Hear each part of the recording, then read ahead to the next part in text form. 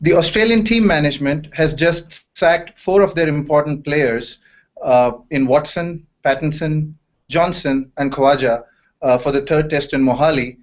And even as the news is coming in, we have the pleasure of having Tom Moody with us to get his instant reactions on this breaking news. Welcome, Tom. Yeah, thank you. Good to be here. So, what's your first reaction to this?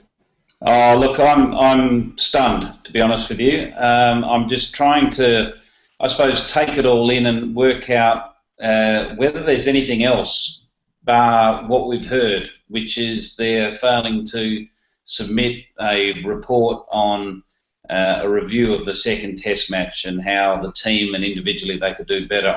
To me, it's an incredibly drastic measure to take. And I just wondered whether there's anything else behind it.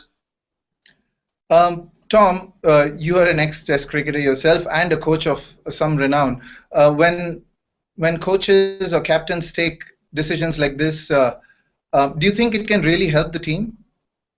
Look, it can go either way. It can either put the jolt through the team that's required, or through the culture of the playing group that's required, or it can pull the team apart, where you have certain factions in the playing group that aren't agreeing with whether it be the captain or whether it be the coach or management, and you create unpleasant waves, I suppose, within the playing group. Ideally, as a coach, your first priority is to try to create what we call a winning culture.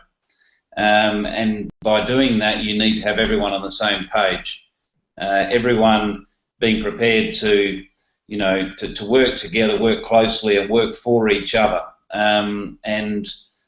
This to me has, that there's been talk of, we need to put a line in the sand. Well, this may put a line in the sand, but it also may put one group of players on one side of the line and another group on the other side. Now, this comes on the back of several tough decisions, if you can call it that the team management has been making. Michael Clarke with that declaration in the second test, and then after the test, immediately making a statement about how poor their performance was and dragging the team to the nets on the fourth day, right after the match. And now this. Is this team management trying really hard, and trying to set the tone for some kind of a tough team? Yeah, look, I'll address the couple of things that you mentioned there. Firstly, no surprise to see the Australian cricket team having a net session after that humiliating loss in Hyderabad. Now, the reason for that is not because it's, bad boy net session. It's more to do with, to me, it's quite smart thinking. It's more to do with the Australians having the opportunity to practice in those conditions when they're right in front of them. You can't simulate that practice in the nets. So they could have countless net sessions leading up to this Mohali Test match, but you won't get anything as real as a centre wicket on the test wicket you've just been humiliated on. So just the subtle difference between the inconsistent pace and bounce and the turn are all things that batsmen and bowlers, for that matter, need to adapt to. So I thought that was quite a smart move. I didn't think that was a punishment.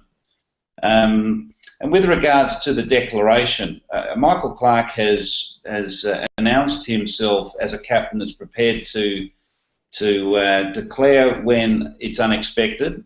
He's done that before. Just when he was on 300 himself in Sydney, suddenly declared when he could have kept on batting and broken all sorts of records, but it was more about the team comes first. Again, hindsight's a wonderful thing, but if Michael Clarke or the Australian team took a wicket or two with that declaration, that would have been seen as a genius stroke.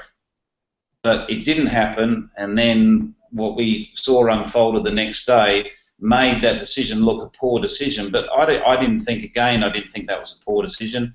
I thought Michael Clarke was showing, again, his natural style of leadership, which is quite an aggressive style of leadership where he backs his players.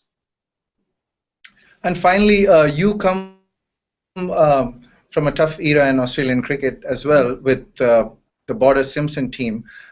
So how do you put this decision in perspective as far as history goes, from your era and other coaches and captains and their decisions? Yeah, look, I don't see this anywhere near in the same ballpark as the Simpson and Border era. Basically, Bob Simpson, who I've got huge respect for as a cricketing coach, he made tougher decisions than just leaving a couple of players out of a match because they didn't, fill in the boxes or write the report or whatever it may be. He finished people's careers. He made it very clear during his takeover in the mid to late 80s that there was a certain calibre of player that he wanted to represent Australia, that he wanted to coach, and he made some significant decisions to a number of Australian players in that era. Just to speak of a couple would be Greg Matthews, Greg Ritchie, Wayne Phillips, another one. So there was a number of players during that era that could have played a lot more international cricket, but they didn't move any further forward in the Simpson era. Well, let's see where these four cricketers move on from here. Thank you, Tom Moody, for your thoughts. And thanks for listening and watching. We'll be back with you after the next big news. Thank you very much.